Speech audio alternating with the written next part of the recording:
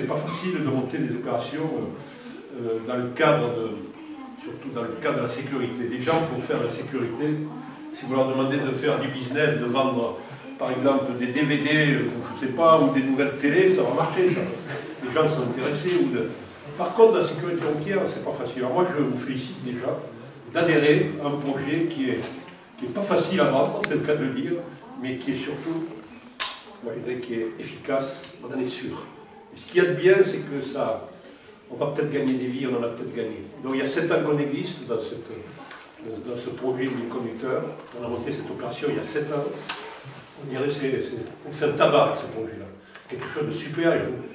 Alors le Lions Club, si on vous a accepté, il a dû vous le dire, M. André, ou vos gouverneurs, c'est parce que vous avez un rôle humanitaire, vous savez faire les choses, vous faites des actions qui sont intéressantes. On développe des choses, et pour développer des bonnes actions, et des actions efficaces, c'est avec des gens qui font des actions dans ce style comme vous. Voilà, alors aujourd'hui, vous allez voir, ça a été arrêté. La dernière. Il n'y en avait pas, il n'y a pas de barbe. Vous allez relever le défi. Mais vous êtes excusés largement parce qu'ici, c'est pas la caserne, c'est pas l'armée, c'est un truc ludique où les gens doivent ludique, efficace, aussi, nécessaire pour la vie qu'on a aujourd'hui. Donc, vous ne tracassez pas ce... Il y en a qui arrivent une demi-journée en retard, c'est le mot. Je dis simplement que vous vivez sur des acquis qui sont dangereux. Des acquis qui vous amènent à avoir trop confiance en vous.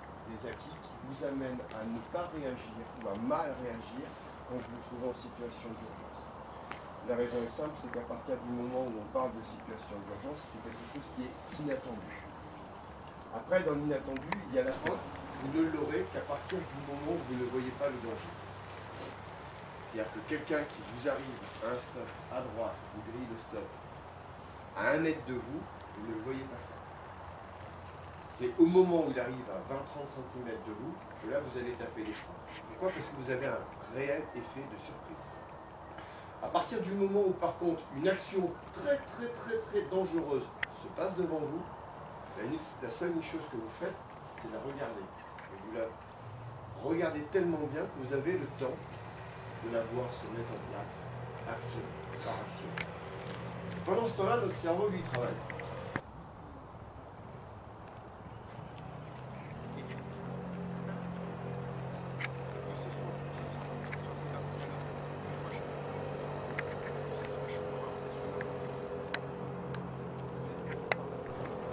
Et le problème, c'est que le fait d'être tétanisé, ça n'arrive qu'à partir du moment où on voit les choses. Maintenant, on a quand même un instinct de survie. Cet instinct de survie, c'est l'instinct de protection. Vous êtes en train de dormir une nuit, comme cette nuit, comme il y a quelques heures, vous êtes très bien au chaud, d'accord. Vous entendez un petit pression, je tape la pédale de frein très fort, je casse ma vitesse, j'ai une phrase pour ça. C'est ma phrase, de temps en temps on en rigole, mais je lui demande toujours de tuer la vitesse avant qu'elle ne vous tue. Tuer la vitesse, c'est accepter de freiner, c'est accepter de diminuer sa vitesse. À partir du moment où on arrive à passer 90 km/h à 60 km/h, 1,50 m de différence, je ne pas non plus, voilà, il y a un effet de force. Mais je vais rester, on va dire, sur cette marge de 10-15 mètres pour que ça soit à peu près égal. Maintenant, on va poser la question différemment. Qu'est-ce qui, d'après vous, si je roule à 50 km/h, l'appréciation du danger, pour vous, n'est pas la même que pour vous, madame. N'est pas la même que pour vous. N'est pas la même que pour vous. N'est pas la même que pour vous. Vous me dites... Allez, tapez fort! Voilà. Vous voyez comme quoi débrayer tout de suite, vous avez embarqué l'accélérateur et le frein en même temps. Oui, parce que c'est heureusement qu'on a débrayé, parce que si on n'avait pas débrayé, on serait arrêté en départ.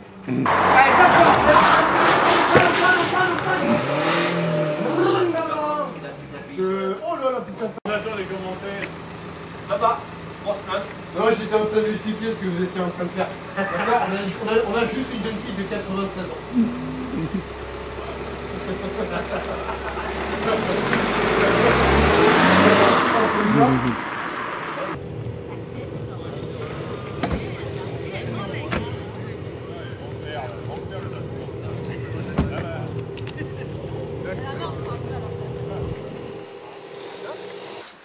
Ça fait ça, on fait comme ça, on n'est pas. C'est bien, je ne voudrais pas avoir de problème avec vous, lieutenant. Comment? Non, non, puis on est des hommes de parole. Bon, messieurs, vous êtes messieurs, dames, donc ça y est, on est arrivé au terme de la pratique, là. Alors ça, ce qui s'est passé ce matin, là, dans l'heure, dans 10h30 maintenant, ben, c'est ce qui se passe dans une demi-journée. Donc ça se développe bien plus que ça. Les jeunes ou les moins jeunes, on prend les moins jeunes également, c'est bien plus développé. Alors, il y a le passage du freinage que vous avez fait, il y a l'équipement de l'obstacle, la technique du regard, mais c'est beaucoup plus développé. C'est beaucoup plus de pratique et moins de... Vous en parlez parce que vous êtes des adultes, des gens responsables et tout, et vous êtes déjà des vieux conducteurs. Il a été plus long dans le discours, volontairement. C'était vous. Je ne sais pas l'histoire de ne pas faire dans la voiture, mais c'était parce que vous attendiez sûrement. Alors on a voulu vous donner un petit aperçu pour que vous sachiez de quoi il s'agit. Si tu me dis, papa, tu as raison, on a des caisses de 28, 30, c'est vrai. Il y en a une qui est en philo à 30, je ne dis pas. Et vous êtes de mon avis au niveau pédagogique. Est-ce que vous êtes de mon avis que les jeunes en ont besoin que ce soit commis? Bien sûr, sinon ça ne passe pas. Vous savez, quand vous faites de la sécurité routière, comme vous faites aujourd'hui, venir un samedi ou une semaine, ils ont autre chose à faire, ils viennent bien au golf, ils viennent bien au tennis, il faut qu'ils soient déjà un peu motivés. Donc, on a la chance de les avoir. À nous, que le bouche à oreille, parce que le bouche à oreille, c'est la meilleure pub. Hein. Si les gens disent, ben là-bas, le stage, c'était vachement sympa, on en a tiré quelque chose, on a gagné. Par contre, si c'est simplement nous pour se faire plaisir, dire on fait un stage formation, ça va être mené blanc, comme des gendarmes, on a tout faux. On a tout faux. Donc ça, il a fallu le travailler. Bon, on l'avait aussi dans les gènes, il n'y a pas. Et là, les jeunes, ils apprécient, le message passe particulièrement bien. Donc le matin, c'est l'accueil, je reviens encore à la journée, on va peut-être parler bien loin, on revient encore.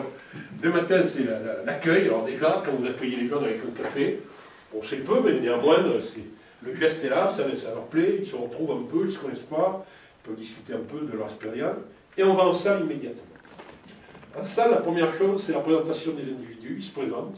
Je viens de tel endroit, j'ai connu le stage pour telle raison, je suis venu